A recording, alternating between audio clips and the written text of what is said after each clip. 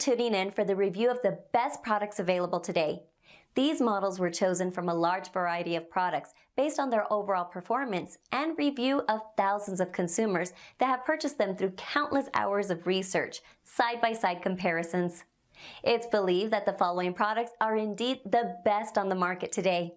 Please take a moment to follow the product links listed below to each product for more information.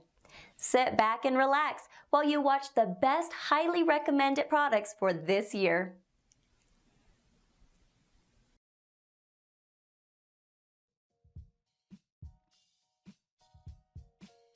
Hey guys, today we're going to show you the Raptor by Predator Archery, and we're going to go over assembly and how to set it up for you. So first thing, when you get the bow, you're going to come in this nice protective styrofoam box. You'll be able to, if you don't have a case in future, you'll be able to use this later for your arrow storage on the top of the box. We're going to go over the different accessories. The first thing you're going to get out is your Allen wrench set, which is this guy right here included, and then we're going to take out all the accessories. We're going to have the arrow rest, which is going to come in the bag here. We're going to pull that out. We have the stabilizer here. You have your sight.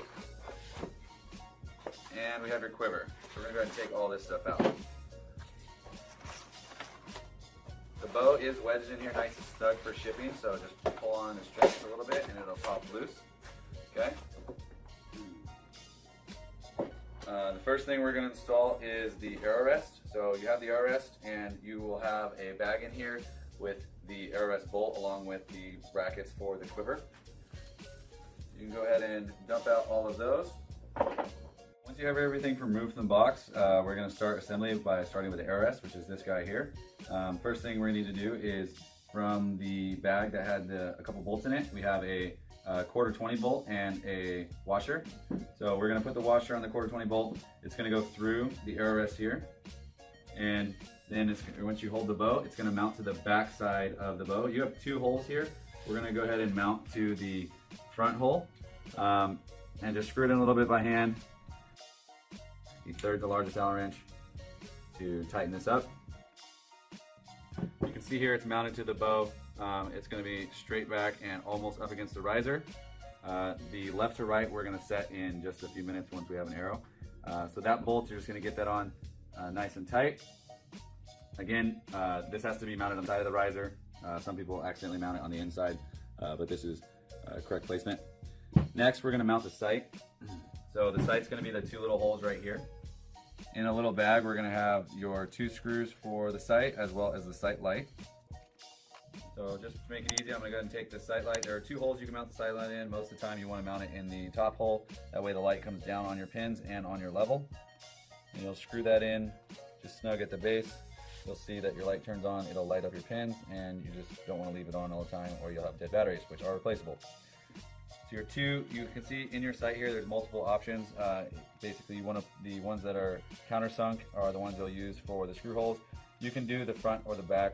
It's personal preference depending on how far out you want to put it from the bow. The middle holes are to attach other attachments such as bow fishing reel later on, or if you use a one-piece quiver, you would attach to these.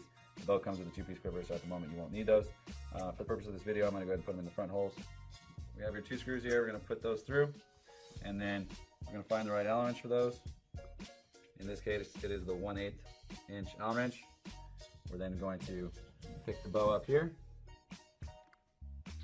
and mount it to these two holes. You want to make sure that you don't tighten one down before the other, otherwise it's going to make the alignment kind of difficult. So just get one almost all the way down, get the other one started, and then snug this one down and go back and snug the other one. So that's how you mount your sight. Your stabilizer is going to mount in your stabilizer hole right here. It's just also a quarter 20 thread, and we'll screw in. If any of these screws happen to go in a little bit hard, it's just because there's paint in there, which is fine. As long as you got it in straight, it'll push through the paint. Make that snug.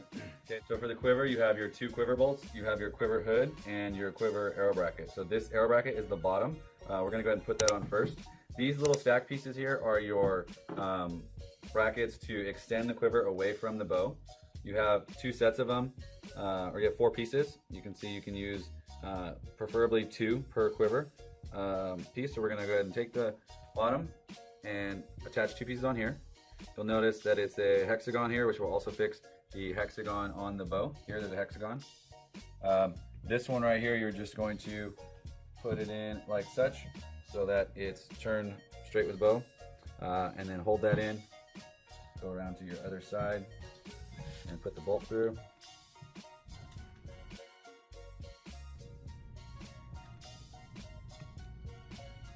In this case, it's the 5/32 Allen wrench is the one you'll want to use, and you just want to tighten that down hand tight. Alright, as for the hood, you're going to do the same thing. You're going to put on your mounting bracket for the top, like so. Just going to put these two pieces on here. You'll then put this on the top hexagon. You can see they're facing each other.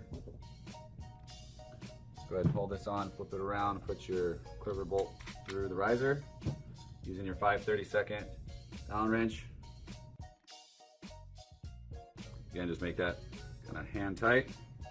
And that concludes the assembly of all your parts. Now we're going to show you how to adjust it for you and kind of tune it up.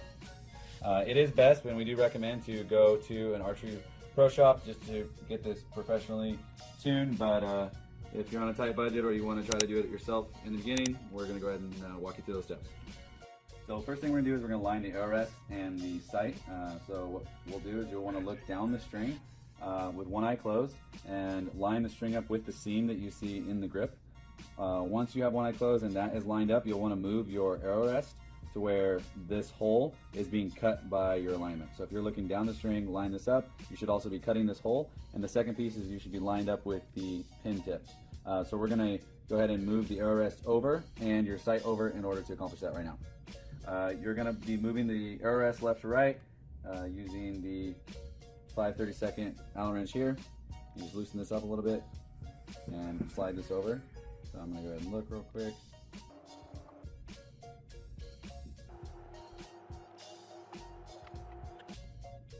Okay, so to move your sight left to right or up and down, it's these two gang adjustments here. Left and right is going to be the top one. We're using a 9/64 Allen wrench that comes on the included set. You'll then loosen this up just a little bit. Alignment of the bow, you're going to pull it to where your pins are also directly in line with the string and the arrow rest hole. This is a good starting point.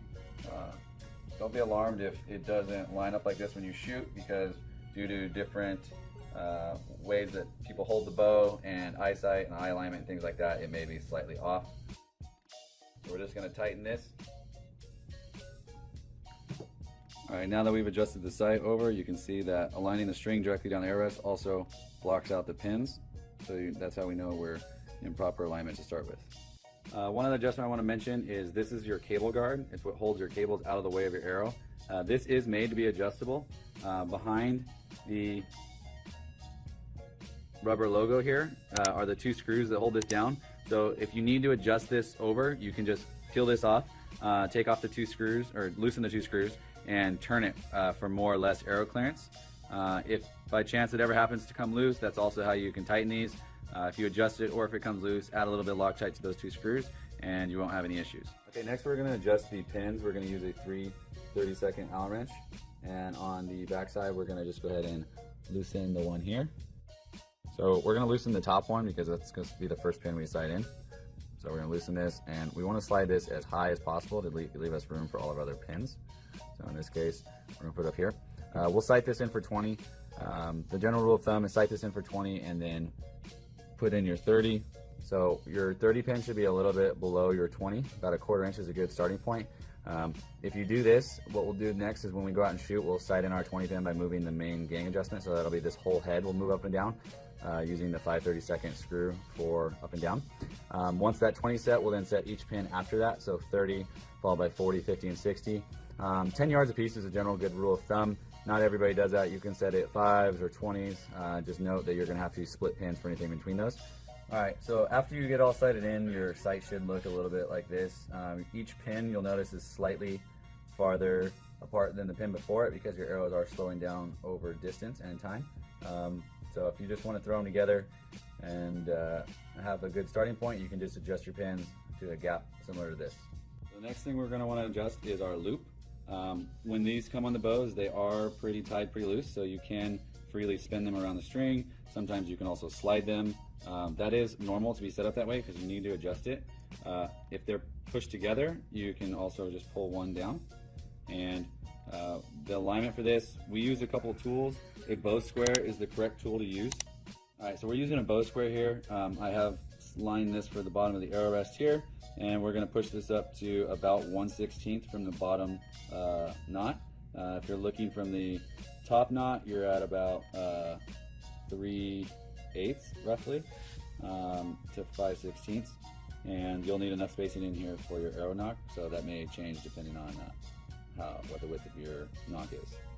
Once you get this set, you can kind of rotate these around so that at rest it is pointing back from behind the bow.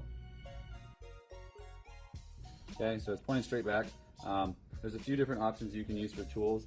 I'm using a set of D-loop pliers in which it's going to put pressure on one side, and we're going to stretch this out a little bit. So that's just tightening it up, and now it should be much harder to move.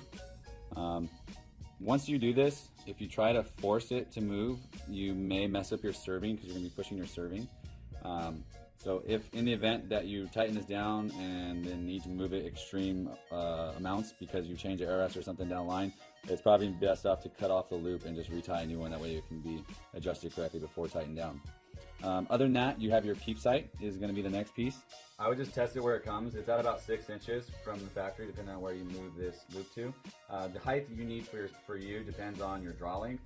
So it's about 6 inches now. It is adjustable. You can pull bottom tie a little bit, pull the peep down slightly, and then pull the bottom tie down all the way. You can move this to whatever is comfortable when you're shooting. All right, the next two things we're going to discuss are adjusting the weight. That's done through the limb bolts here. So your limb bolts adjust your weight. There's a top and a bottom limb bolt. Overall, you're going to want to ensure that you adjust them both the same. When you get the bow, it's going to be about 5 turns out on both limbs, which is about 53 to 54 pounds.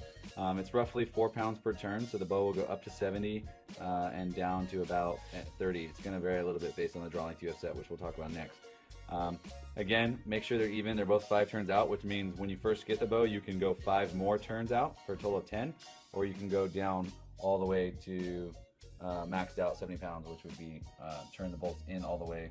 And we're going to go ahead and adjust the draw length, and that should be everything you need.